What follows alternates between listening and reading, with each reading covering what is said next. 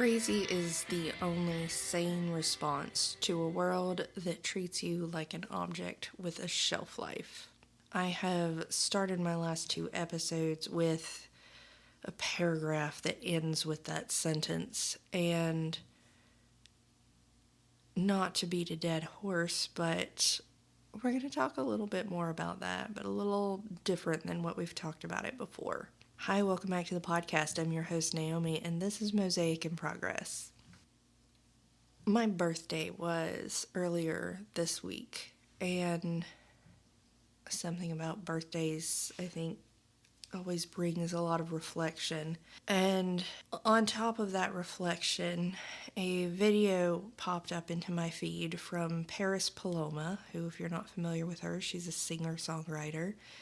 And the video, basically her first draft of her song, Last Woman on Earth. The song is about, if you were the last woman on Earth. It's basically saying I would want to die and make sure that my body was hidden away. It's an extremely poignant song. I would recommend everyone to listen to it. And her lyric was originally in her first draft, "For the first time since I was 10, I'm undesirable again." And in her final draft, in the recorded version that you can find on streaming services and etc., it's, "For the first time since I drew breath, I'm undesirable again." On my birthday, a good friend of mine cooked dinner for me, and my husband and I were over there with her and her husband, and they were making a joke saying, "You're 21 again." And I said, "Oh, no. I'm not like that. Please don't say that about me. I don't want to be 21 forever. I don't want to be young forever. I want to be off the market." And my friend said, "You are off the market. You're married." And I said, "No one is off the market until men decide that they are." I remember noticing after I turned 30 that suddenly I wasn't getting flirted with, I wasn't getting catcalled, I wasn't being sexually harassed. And it was really weird for me because it was not something I had ever really considered as age specific, though I guess that should have been a thing that occurred to me. But I'd been dealing with it since I was about, 12. And that's not an exaggeration. And it may have started a little earlier than that, but I know at least since I was 12, I was flirted with. And I remember a man in about his 40s flirting with me in a mall when I was 12 years old. And my great aunt, and I love her to death, and I don't think that she meant harm by this, though the harm was done. She told me that if I wasn't carrying my baby doll around, that I probably would have gotten myself a boyfriend. And that culture of just always needing to be whatever it is that men want is what I grew up with. And it's really hard to get away from that mentality. And that mentality pervades so much of everything that we do in our society, because I know it wasn't just me and the abusive family that I grew up in, because there were people from the outside who were parroting those same concepts of just be a blank slate for a man to make you whatever he wants.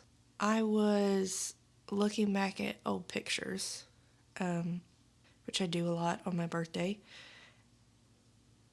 And as I was looking at these old pictures of myself, some from my college days and some from not that long ago, in my early 30s. And I was looking and I thought, God, I was so pretty. And for so long, I thought that I wasn't. for most of my life, I thought I wasn't, that I was not fat in the places I should be and too fat in other places, and I was always too much or not enough or just not right. And so much of my body earned my hate. And earned isn't really the right word, but it certainly received it. And as I was looking at these pictures and thinking how beautiful I was, I remember this very mean nurse that I worked with when I was a CNA. We were working on giving our patients baths together that morning, and several of the patients commented to me how pretty I was. And I said something about, wow, this is just doing a lot for my ego. I'm feeling really good about myself now. And the nurse said, all old people think young people are beautiful. And I think she was jealous. But I've thought about that a lot. And I do think to a degree that it is true. That it's very rare for you to see a young person interacting with an old person and that old person to not comment to them how beautiful they are. I've seen this over and over again, and part of me wonders if it's not just them with their wisdom of knowing that there is beauty in youth or something else. And my friend took a picture of me at my birthday dinner, and she said, I thought it turned out really well because there was the glow from the candles and the glow from your crown because she got me a birthday tiara, and the glow from your face because you were looking at your husband. And I do always have a bit of a glow whenever I'm looking at him. And I saw the picture and my first reaction was, I look so fat. And I didn't say that to her because it was very nice that she took a picture of me, and I'm always a person taking pictures and never the person anyone takes pictures of. And my husband, love him to death, cannot take a good picture of me to save his life. He always finds the worst angles and makes me look as horrible as you possibly could in pictures. And I really appreciated that she actually took a picture of me. It meant a lot to me. And so I didn't say what my first instinct was because I didn't want her to feel bad about it. And then I looked at it and I thought about what she said. And I thought about the pictures that I was looking at before of myself when I was younger.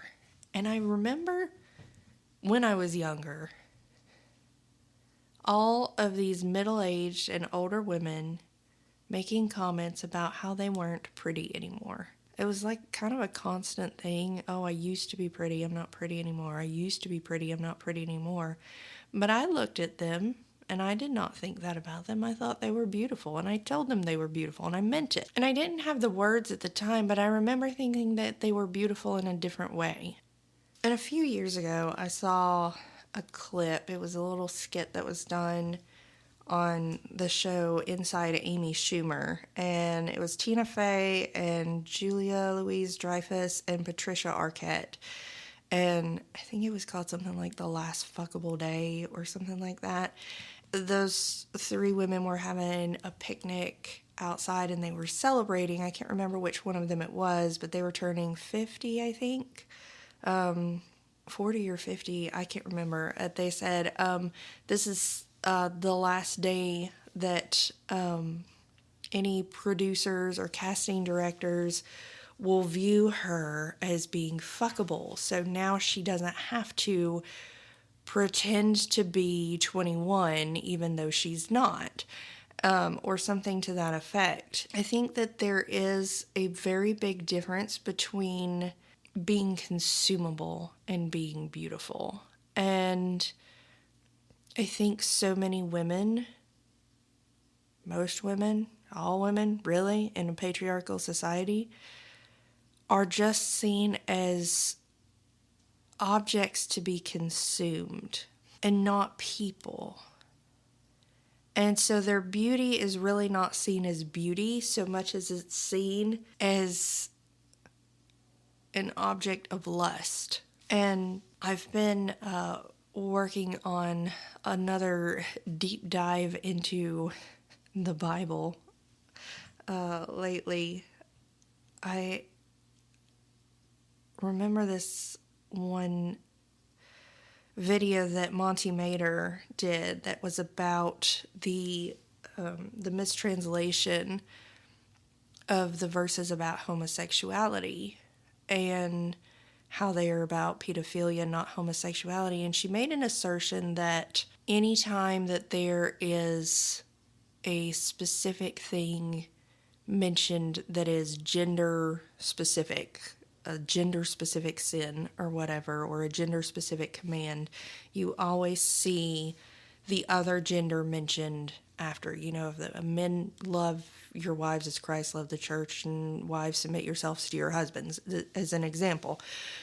And she made the assertion that there was not anything similar or anything mentioned after about women. And my first thought when I saw her video, and I don't mean this to disparage her in any way, I absolutely love her and her content, was that no, because there's the verse that says even the women leaving their natural use, working one with another, that which is unseemly. It comes right after that. And I thought, I wonder what that means though. And that's what I've been thinking about all week. And don't worry, there will be a video or a podcast episode on it when I get the full exegesis and I look into Thayer's lexicon and Strong's concordance and everything. But the first thing that came to my mind as I was considering it this week was the only way that could possibly mean lesbian sex is if you think that all women are is sex objects. The natural use of the woman, you think that's just sex? Interesting. That says a lot more about you than it does about what that verse says. So I thought about those women who were beautiful to me when I was younger and who I told that they were beautiful. And I thought about my picture and my friend's reaction to my picture, and I realized that the difference between the older women who were beautiful and young women who were beautiful was that young women are beautiful to men. And to other people too, I don't mean only to men, but they are beautiful for consumption. And the older women are beautiful to love. That when people are viewed through the eyes of love, number one, everyone is beautiful. But number two, it becomes so much less about meeting an ideal standard of perfection that is either rare or unattainable. And it is more about appreciation for who and what you are.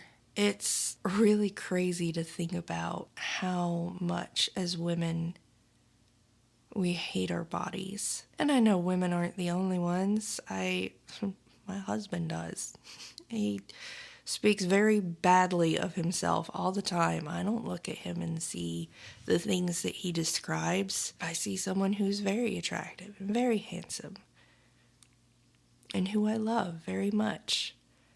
And I think so often we do not look at ourselves with love. We look at ourselves with so much judgment because we don't meet some arbitrary standard that was never realistic to begin with. It was never right to begin with. It was never made with any kind of integrity to begin with, or anyone's best interest at heart. The whole thing is made to keep people small, both literally and metaphorically, and to keep them doubting themselves and feeling inadequate. One of the things that I've also been reflecting on this week is the idea of being safe in my body, but so much more than that to be able to trust myself with my body. There were a few videos that came up on my feed last week and over the weekend that addressed this idea of your body being able to trust you.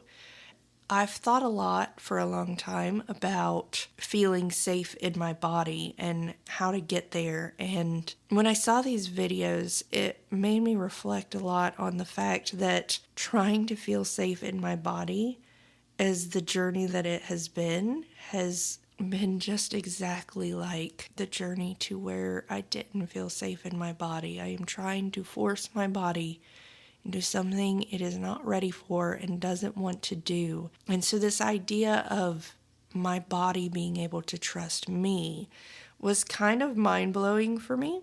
This idea that my body doesn't feel safe to do anything because it doesn't trust me to listen to it. It doesn't trust me to keep it safe, to hold boundaries, to leave a job that isn't right for me, to leave a relationship that isn't right for me, to leave a friendship that isn't right for me, to not overcommit myself, to feed myself when I'm hungry, to hydrate myself, to rest when I need rest, to avoid the things that make me feel bad.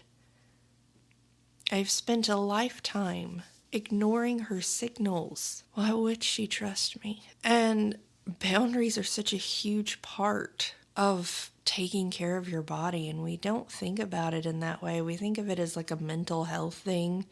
And of course, we always think of mental health as separate from physical health, but there's so much about boundaries that's more about physical health. Because if you take the job that's going to break down your feet and your back and everything that keeps you going and keeps you upright, your body doesn't trust you to pick a good job. If you stay in a relationship where you're repeatedly mistreated or not prioritized, your body's not going to trust you to pick the right person. So your body's going to quit giving you the signals that it gives you about hunger or thirst or anything else, because it knows you're not going to listen. I know this because for the first probably 28 years of my life, maybe a little longer, I didn't experience hunger. Literally, I didn't experience hunger. I would eat when I knew I was supposed to eat because I knew it was supposed to be a time to eat, but I did not experience hunger. I realized that, I think, when I was about 11 or 12, that I just never felt like hunger pangs. And I don't mean never as in I had never experienced it in my entire life. I mean, when it's around the time to eat, and most people get that sensation like, oh, it's time to eat, I did not.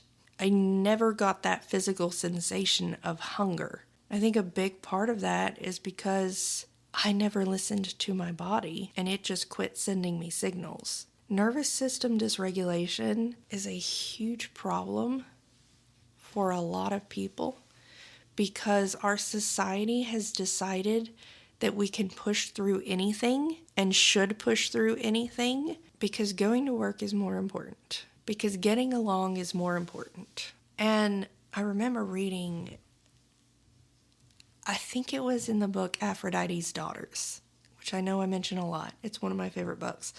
But I remember reading this woman's story about going through menopause and then being postmenopausal. And she was talking about how everyone treats menopausal and postmenopausal women as if they're asexual.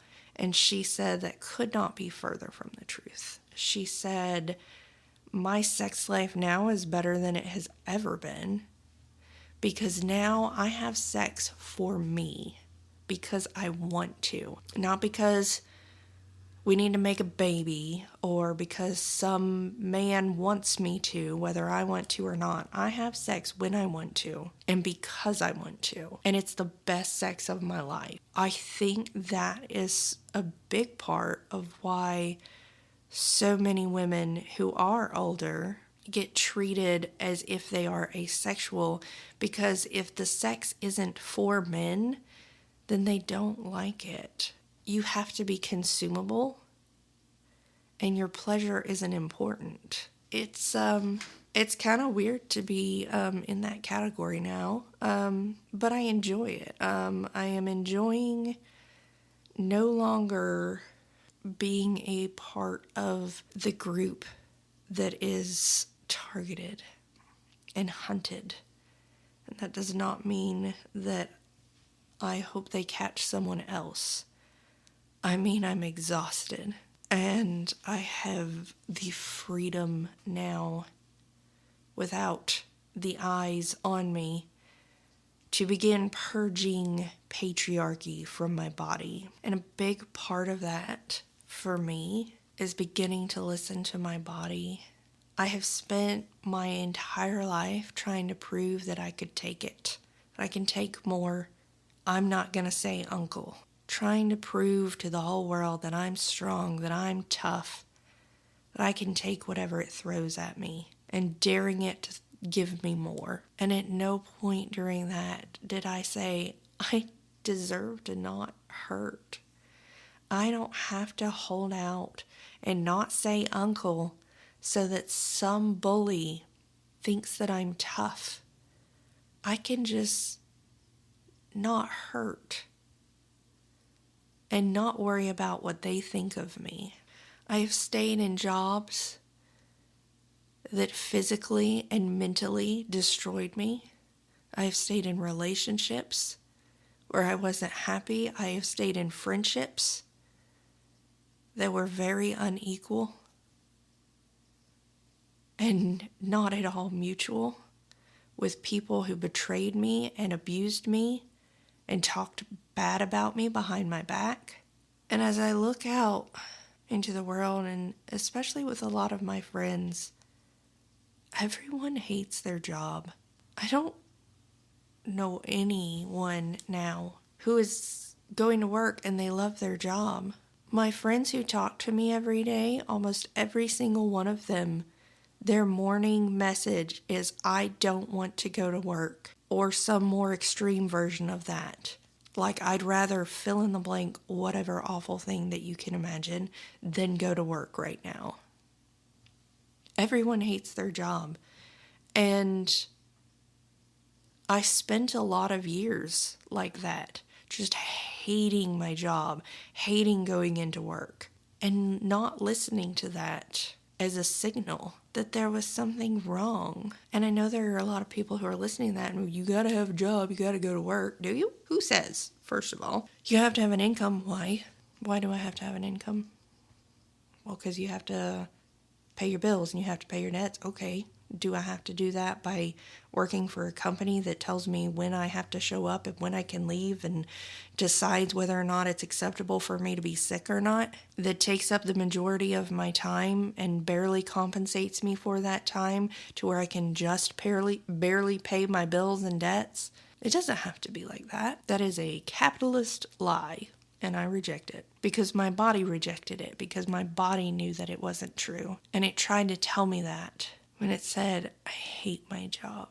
I don't want to go to work. And so I'm learning to listen, and I'm learning to show up for her. Because there has not been a single day of my life that she didn't show up for me. And she is beautiful. And I don't care who else thinks that, or if anyone else at all thinks that. She is the vessel that houses my soul. A long time ago, I did a gratitude course. I can't remember if it was 21 or 28 days, but within that course, in one of the meditations, it said, the body is the soul's chance to be here. What an absolutely beautiful sentiment. Why would we ever look at our body and think there's something wrong with it? It is the thing that allows us to experience being human, to experience life. We are not objects with a shelf life. We're humans. And while our time is limited, we are not some packaged good that is useless after a certain amount of time. Because while we are fully human, never forget that you are also fully divine. Thank you so much for joining me again this week. Don't forget to follow me on social media. It's Mosaic in Progress on all of the platforms. And follow me on Patreon. You can follow me on Patreon without subscribing. You don't have to pay anything. There's a free subscription option where you can just listen to the podcasts on there. Or if you'd like to contribute, to the work, there are 4 different tiers, ranging from $3 a month to $33 a month. And you can find all of the links at linktree.com/mosaic in progress. I hope you will do all of that and join me again next week as we both continue to work on our mosaic in progress.